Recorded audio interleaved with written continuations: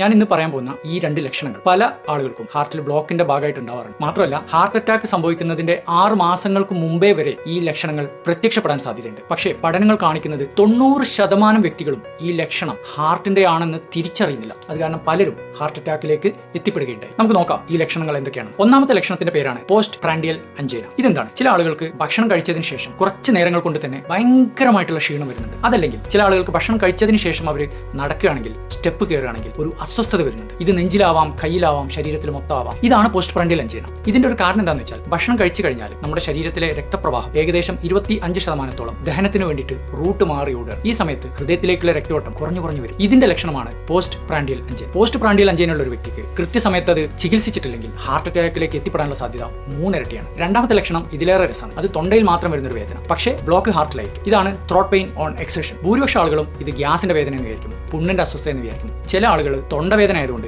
ENT doctor പോയിട്ട് കാണും. Heart attack വന്ന 15% ആളുകൾ പിന്നീട് പറഞ്ഞിട്ടുണ്ട് അവർക്ക് മാസങ്ങൾക്ക് മുമ്പേ തൊണ്ടവേദന അനുഭവപ്പെട്ടിരുന്നു എന്നുള്ള കാര്യം. മറ്റൊരു പഠനത്തിൽ കണ്ടിട്ടുള്ളത് ഹൃദ്രോഗമുള്ള സ്ത്രീകളിൽ പല ആളുകൾക്കും തൊണ്ടവേദനയായിട്ടാണ് അത് പ്രത്യക്ഷപ്പെടുക. 2023 നടന്ന ഒരു പഠനത്തിൽ കൃത്യമായിട്ട് കണ്ടിട്ടുണ്ട് ഞാൻ ഈ പറഞ്ഞ 2 ലക്ഷണങ്ങളും ഏകദേശം 90% വ്യക്തികൾ അവഗണിക്കുകയാണ് ഉണ്ടായിട്ടുള്ളത്. നമ്മൾ മനസ്സിലാക്കേണ്ട ഒരു കാര്യം എന്താ വെച്ചാൽ ഹൃദ്രോഗമുള്ള 25%-ലധികം വ്യക്തികൾക്ക് നെഞ്ചുവേദനയേ ഉണ്ടാവില്ല. അത് വേറെ രീതിയിലാണ് പ്രത്യക്ഷപ്പെടുക. അതുകൊണ്ട് ഹൃദ്രോഗം എന്ന് പറഞ്ഞാൽ നെഞ്ചുവേദന എന്ന് വിചാരിക്കുന്ന ആളുകൾ വീണ്ടും ഇരുത്തി ചിന്തിക്കുക.